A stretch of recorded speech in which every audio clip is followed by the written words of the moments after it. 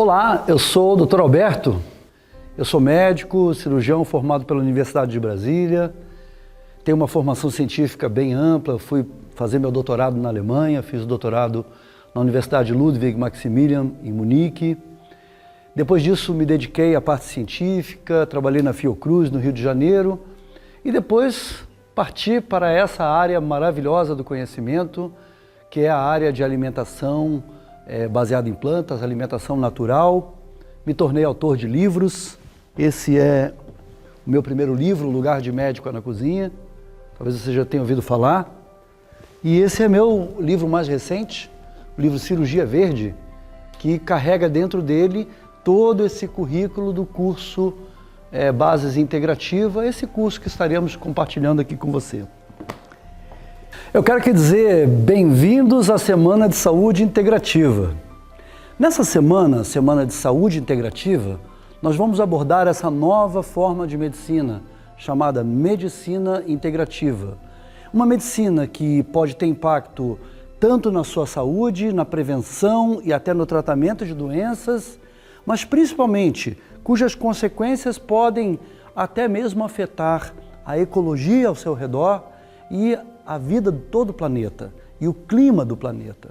É claro que nós vamos falar muito de alimentação, principalmente o enfoque que eu tenho, que é a alimentação baseada em plantas. Esse padrão de alimentação, a alimentação baseada em plantas, tem um impacto enorme sobre as doenças crônicas e degenerativas, contribuindo para a prevenção dessas doenças e até mesmo para o tratamento e a reversão de muitos casos de doenças que estão tendo nada mais que o tratamento alopático como única alternativa atualmente. É claro que a alimentação baseada em plantas confere um papel importantíssimo nisso tudo, mas a gente vai te passar algumas informações que são um pouco que pulo do gato, vamos dizer assim, para que você comece a quebrar certos paradigmas e desfazer alguns mitos, essas teses que foram montadas, que certas coisas são irreversíveis, que isso não tem cura, que isso não tem jeito, que você vai usar remédio por toda a sua vida. O que a gente quer, além disso tudo, é que você tenha mais tempo para você mesmo, que você tenha mais paz consigo mesmo, com a sua família, e que você possa, de fato, curtir a vida e ter uma saúde plena. Essa é a intenção do nosso trabalho. E com base em que eu digo isso para vocês? Olha, eu sou médico, eu atendo consultório, eu atendo dos meus cursos, eu faço programas de 21 dias, eu tenho uma série de linhas de trabalho, inclusive voltados para a saúde pública. E eu posso dizer para vocês, quando cada um desses pacientes que passaram por alguma dessas etapas, realmente segue essas orientações, que não tem nada de difíceis, e vocês vão ver, são coisas muito simples. Não há dúvida, existe uma mudança imediata do quadro de saúde. As pessoas perdem peso, isso é óbvio, reduzem pressão arterial, melhoram a glicemia, a estabilidade do plasma, melhoram os índices de colesterol. Todos esses fatos eu testemunho isso diariamente no meu consultório, eu testemunho isso nos depoimentos, nas declarações que alguns dos meus clientes têm. Eu tenho um fato muito engraçado, eu estava numa palestra em Recife, há alguns anos atrás, e eu fui lá apresentar uma palestra, eu estava muito feliz e apresentei, e um senhor se levanta no meio do auditório dizendo o seguinte: Dr. Alberto, eu quero agradecê-lo. E eu nem o conhecia pessoalmente, eu não conhecia esse senhor pessoalmente.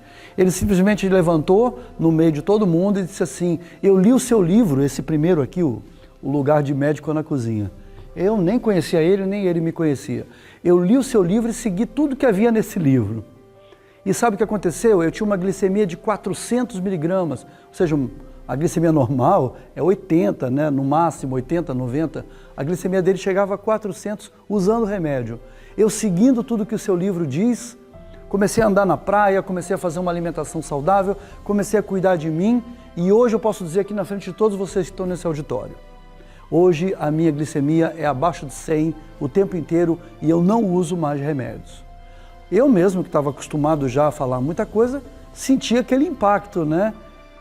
Afinal de contas, será que a gente escreve um livro, alguém lê o seu livro, tira de uma prateleira e pode achar ali a chave para uma cura, para uma reversão de uma doença? Então é acreditando nisso que a gente pensou e desenhou esse material que vocês vão conhecer agora. É um material muito rico, muito simples, é tudo muito acessível. Você não tem que usar a barbatana de tubarão da Malásia, você vai usar abacaxi, você vai usar abacate, você vai usar cogumelo shimeji, shiitake, vai usar alimentos que estão na feira, não tem nada de especial. E o principal disso tudo é que você vai obter acesso a uma saúde saudável dentro da sua casa. Isso que é especial. Você viria de perguntar, mas o que fez esse médico migrar assim da cirurgia, da mesa de cirurgia, para um trabalho tão holístico assim? Eu poderia dizer que é um pouco mística essa história, mas eu quero dizer para vocês uma coisa. Eu era um cirurgião daqueles assim, que não perdia uma oportunidade de estar numa mesa cirúrgica. Era meu lugar preferido. Era aquele foco cirúrgico, eu com a máscara e com aquele gorro, totalmente vestido, com luva, com bisturi e fazendo cirurgias. E eu gostava muito de fazer cirurgias de câncer. Uma oportunidade, eu estava ainda na Universidade de Brasília, eu fiquei envolvido com uma paciente que era religiosa, ela era uma freira. E logo soube que toda a congregação religiosa dela estava em orações, porque ela estava com um tumor de intestino. E eu não podia nem mesmo operá-la, né? A gente não conseguia operá-la porque esse tumor fazia uma obstrução. Resumindo, eu era um cara muito jovem, muito entusiasta. E eu tive que cuidar dela a noite toda. Arrumei um colchãozinho do lado do quarto e fiquei dormindo ali perto para poder vê-la, a limpeza do intestino dela. Um trabalho dificílimo, com uma doença dificílima que é desse grupo de doenças que eu tenho falado, o câncer também está incluído. Como o câncer vem aumentando de incidência e o câncer dessa freira era um típico câncer do intestino grosso. Resumindo, eu cheguei na mesa cirúrgica, eu ainda era um residente, não estaria autorizado a fazer aquela cirurgia, mas ouça uma história que eu vou contar para vocês. Eu tinha passado a noite praticamente em claro. Eu cheguei no centro cirúrgico, que a gente põe aquelas coisas todas e põe aquelas luvas e fica nessa posição assim, esperando a hora da cirurgia. Eu estava um pouco sonolento, né? E de repente o foco foi ampliando o foco do centro cirúrgico. Eu falei, uai, o que é isso? Tá sentindo, será que mexeram no refletor, mexeram no potenciômetro?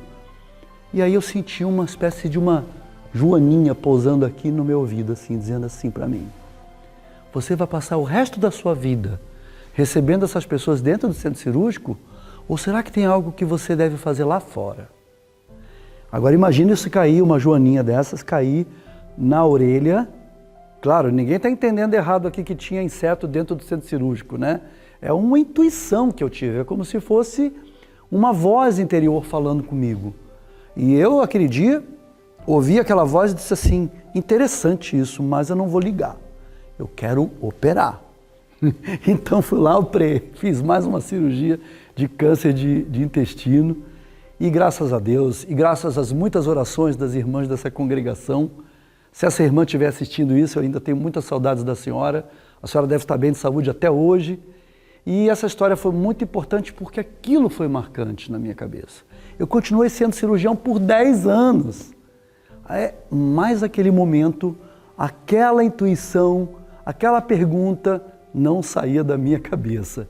Essa joaninha voltou a pousar na minha orelha e algumas vezes eu via que essa medicina que a gente está praticando é interventiva, de medicamentos, de alopatia, de cirurgia, de radioterapia, de tudo que é correto.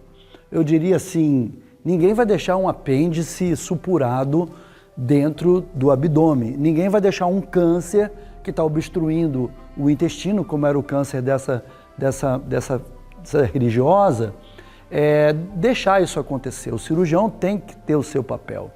E a medicina integrativa faz isso, ela me atendeu no que eu queria, porque a medicina integrativa deixa que você dialogue com o seu médico que o está atendendo hoje, ou que você tenha as convicções que você tem hoje. Basta você adicionar no seu rol de convicções, até de dogmas, que você pelo menos receba essa informação.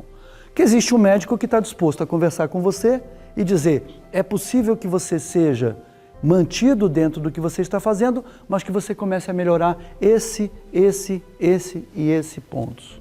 A medicina integrativa hoje é uma ciência bem estruturada e que teve grande parte da sua origem no país que criou a medicina alopática, que criou a medicina padronizada, né, e cristalizada dessa maneira que você praticamente não pode mexer nos tratamentos. A medicina integrativa surgiu nos Estados Unidos, mais precisamente em uma universidade americana, a Universidade do Arizona. Nessa universidade americana começaram a surgir esses conceitos, nos quais vários profissionais estavam discutindo. Mas será que a gente só deve tratar o paciente com essa forma? O princípio ativo, atuando sobre um receptor? É a isso que se resume a medicina? A gente tem uma dor e trata a dor, a gente tem um sintoma de convulsão e trata a convulsão, a gente tem uma cólica e trata uma cólica? Basta isso para a gente estar fazendo medicina? E juntando-se ao fato que grande massa da população não está satisfeita com o que ela recebe da medicina, mesmo que seja de bons hospitais ou de bons médicos. Então essa discussão estava no ar. E havia toda aquela história que pertencia a um âmbito chamado, vamos dizer, medicina alternativa, isso é coisa de bruxaria, isso é coisa de xamã, isso é coisa de benzedeira, né?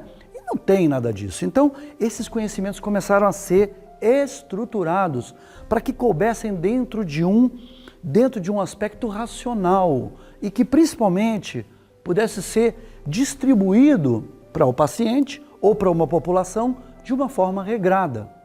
Foi assim que a medicina integrativa veio surgindo e, num instante, se alastrou para mais 19 universidades americanas, inclusive para a Universidade de Harvard, que é considerada dentro da universidade, dentro de todas as faculdades de medicina, a primeira no ranking. Ou seja, quando alguém fala qual é a melhor universidade do mundo, qual é a melhor faculdade de medicina do mundo, é Harvard, que também adotou a medicina integrativa e que começa a ser adotada no Brasil também em ambientes acadêmicos. Então, eu vou mais ou menos agora tentar resumir o que seriam esses pilares da medicina integrativa. E você vai se surpreender com o que eu vou te dizer. É óbvio que cada um puxa a brasinha para o seu lado. Então, é claro que eu coloco a alimentação baseada em plantas como um dos pilares da prática da medicina integrativa. No meu entender, eu, Alberto Gonzalez, médico, você pode mudar muitas coisas e tudo num paciente. Se você não muda a alimentação dele, sabe o que você está fazendo? Você não está alterando aquilo que acontece 3 vezes por dia, 7 vezes por semana e 30 dias por mês. Ou seja, o que você come é o que você é. Você é o que você come.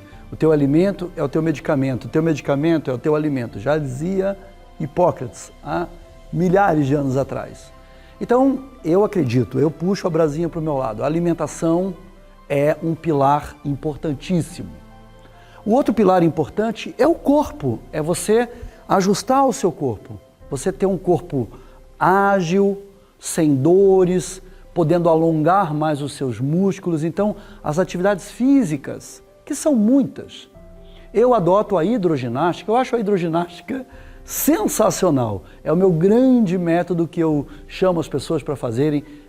Eu falo sempre para quem duvida que a hidroginástica é algo, fala assim, isso é coisa para pessoa muito idosa, ou pessoa que não tem mais mobilidade.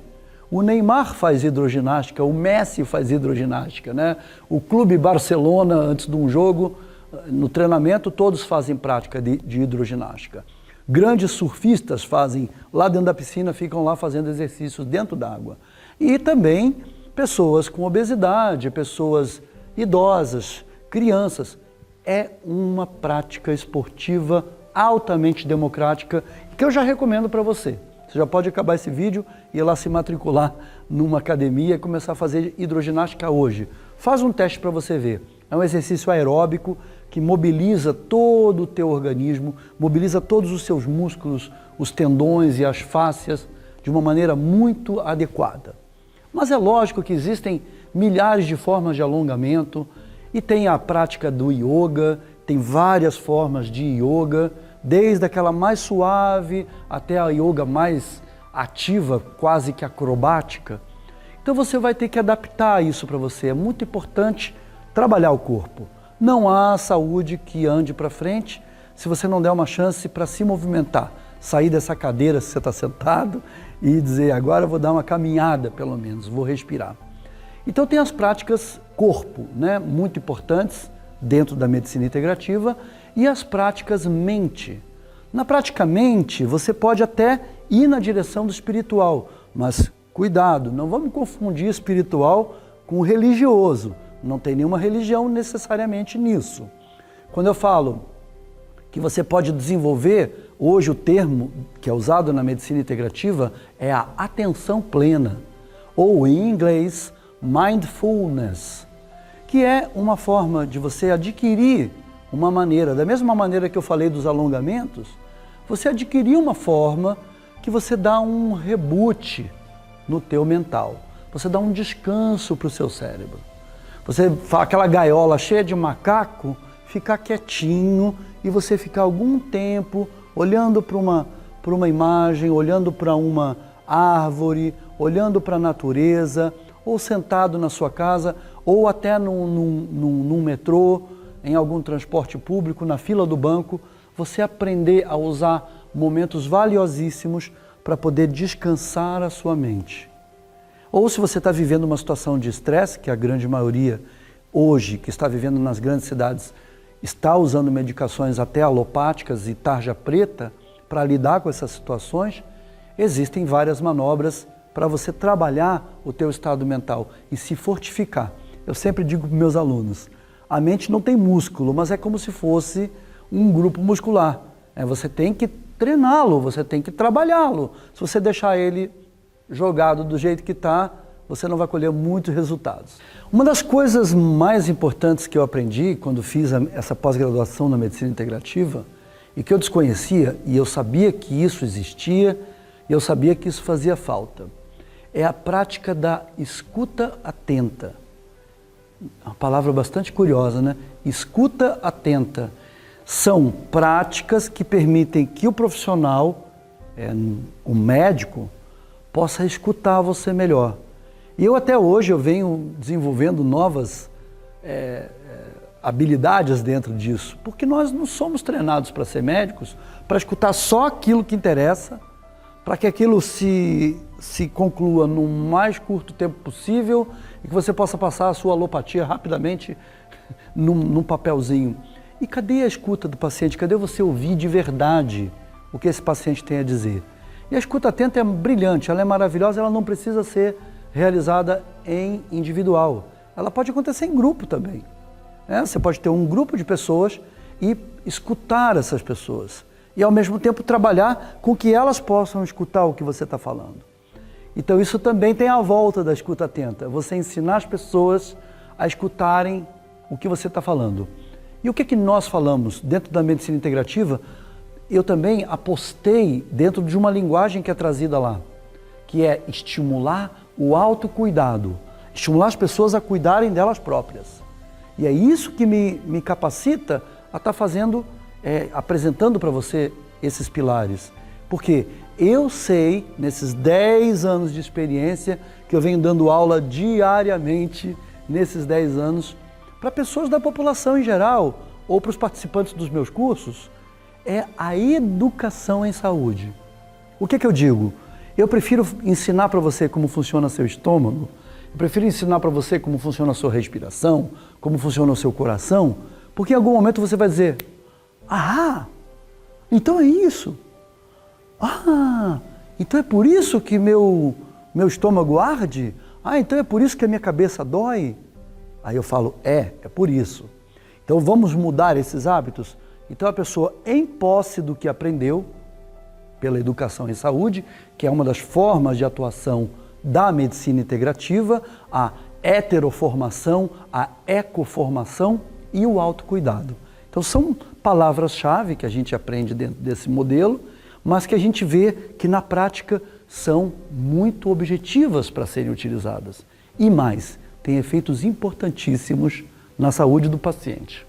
E claro, não podiam faltar as chamadas práticas tradicionais. Então as práticas tradicionais, o que são? São essas formas de medicina mais antigas. Por exemplo, a medicina chinesa é uma prática tradicional, a medicina dos indígenas, essas práticas de fitoterapia, essas pessoas, essas mulheres que conhecem ervas, isso tudo é valorizado na medicina integrativa. Só que no estudo que eu fiz e no grupo que eu montei, eu preferi adotar a prática tradicionalíssima da medicina Ayurveda, que tem só 7.000 anos, né? Então, há 7.000 anos existe essa prática de medicina na Índia e ela consiste de uma série de medidas que você toma com o corpo e com a mente. A própria medicina ayurvédica já pode ser considerada uma forma de medicina integrativa. Inclusive, eu acredito que a medicina ayurvédica da Índia foi uma das grandes inspiradoras desses pensadores americanos para ajudar a criar o conceito da medicina integrativa. Porque ela faz tudo isso que eu falei até agora. A medicina ayurvédica estimula o autocuidado, estimula que o terapeuta escute o paciente adequadamente, provê práticas físicas, provê práticas espirituais de meditação, como eu tinha mencionado, e também fala na alimentação e como, né? A prática de medicina Ayurveda, ela é fascinante porque ela começa por individualizar as pessoas em seus biotipos biológicos. Ou seja, eu sou diferente de você que está me ouvindo, né? Eu sou diferente da pessoa que está aqui do meu lado, eu sou diferente de todo mundo, cada um é um universo individual. Mas nós podemos agrupar pessoas que são mais ou menos parecidas, né? Aquela pessoa que tem a tendência a ser mais cheinha, aquela pessoa que é comprida, magrinha, aquela pessoa que é atlética, aquela pessoa que esquenta facilmente, aquela pessoa que não esquenta nunca, aquela pessoa que fica no meio. Então, esses comportamentos mentais, essa fase, esse lado comportamental, junto com o lado físico, nos auxilia, e a medicina ayurvédica auxilia muito a gente individualizar essas pessoas. Isso tem uma ótima consequência, principalmente quando a gente trabalha com alimentação. Ao individualizar o biotipo de uma pessoa, a gente sabe se aquela pessoa deve receber mais ou menos óleo na dieta. A gente sabe se a pessoa pode ou não pode comer algo picante na dieta. A gente sabe se essa pessoa, para ela, seria um problema gravíssimo se ela comesse alguma proteína animal. E para outras vão dizer, eu acho que essa pessoa vai ter que comer alguma proteína animal também. Então a gente não radicaliza nem na dieta e permite que alguns pacientes, dependendo do que eles estão vivendo, do que eles estão passando, possam até manter algum grau de proteína animal. Quando eu falo de proteína animal, eu ainda tento que as pessoas fiquem com algum tipo de laticínio, muito pouco, laticínios saudáveis, que é uma informação que vem do Ayurveda. No Ayurveda, e na Índia, todo mundo sabe, não há nenhuma restrição, eles são praticamente lacto-vegetarianos, eles comem vegetais e bebem derivados do leite. E a gente não pode deixar de falar também dos aspectos de expressão. E na medicina integrativa isso ganhou muito impacto. A possibilidade de você ter uma expressão, de você expressar-se. Olha só quanta coisa, atenção plena, a escuta atenta, as práticas tradicionais, uma alimentação saudável, atividade física, olha quanta coisa. E, finalmente, você poder se expressar. E expressão envolve cultura, expressão envolve escrever alguma coisa, expressão envolve desenhar alguma coisa, expressão envolve cantar alguma coisa. Então, nas práticas de terapia expressiva, nós praticamos muita coisa, porque é muito gostoso e a população gosta. Por quê? A população gosta de pegar um enorme quadro, uma tela, botar no chão, sair todo mundo pintando, com guache, se expressando, falando um pouco de si dentro daquele processo. Isso traz à tona memórias que estavam ali, guardadas há muito tempo, às vezes numa prática dessas, brota ali uma coisa, uma expressão de alta qualidade de pintura. Mas na grande maioria, o resultado é muito impactante, porque essa pessoa expressa ali alguma frustração ou alguma grande alegria que ela teve que não pôde ser completada. Enfim, ela traz à tona aspectos que estavam até, e muitos deles, no subconsciente. Então, eu quero assim dizer nesses 7 itens que eu mencionei agora, mais ou menos como é que a gente sustenta um projeto, um trabalho médico, nutricional que a gente vem desenvolvendo em medicina integrativa. A nossa prática de medicina integrativa se apoia nesses pilares que eu acabo de mencionar. Mas olha, são muitos mais, né? A medicina integrativa é uma ciência em expansão. Para você ter um grupo que se considere um grupo de prática de medicina integrativa, eles terão aí mais uma grande quantidade de abordagens que enriquecem a relação médico-paciente, que favorecem a relação médico-paciente e que principalmente conduzem a um excelente resultado clínico. E esse é o objetivo de todo médico, desde que ele sai da faculdade. Todo médico quer isso. Ele pode dizer, eu recebi aquele grupo de pacientes e eles estão, pelo menos, melhores do que vieram. E alguns de vocês devem se perguntar assim, aqueles mais céticos, né? E o que a ciência fala disso aí? Olha, a melhor parte é a ciência. Como havia dito, a minha origem toda é uma origem de pesquisador, de cientista. Eu passei anos da minha vida fazendo pesquisas de diversos níveis, consegui graduações, pós-graduações, mestrado, doutorado em outros países e, puxa, eu poderia dizer, vou guardar isso para mim mesmo. Eu acho que a medicina integrativa me ajudou muito a pegar esse conhecimento todo que eu adquiri e transformá-lo em algo que é acessível para todos vocês. A ciência não deve ficar naquela bancada restrita apenas aos cientistas, em discussões fechadas. Não. A ciência tem que ser trazida rapidamente para a população. E esse é o objetivo do meu trabalho. Eu quero aproximar vocês dessa ciência. Esses trabalhos científicos que você vê, primeiro está escrito em inglês, depois tem um monte de termos ali em cientifiquez e medicinês. Né? Não vou entender nada disso aqui. Então, eu leio esses trabalhos, eu passo o tempo todo lendo artigo científico. Então, para poder me embasar para o que eu estou fazendo e para o que eu estou falando.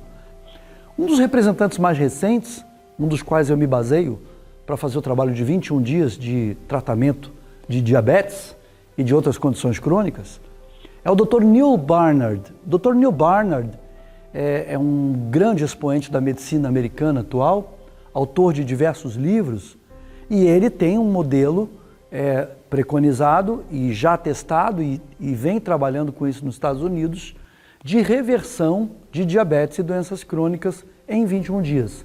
Um modelo no qual eu me baseei, porque é um modelo que qualquer um pode fazer. Não é algo assim inimaginável.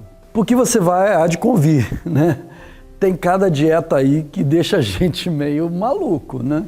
Tem umas dietas muito doidas. Sinceramente, a dieta de só comer carne, a dieta de só ficar de jejum não sei quanto tempo, a dieta intermitente disso e daquilo. Eu acho tudo isso válido, gente, mas se você olhar bem, o que mais acontece com a maior parte das dietas é que as pessoas abandonam. Sabe por quê? Nós não damos conta de muita disciplina na parte alimentar. Porque isso é uma parte da qual a gente quer aproveitar a liberdade.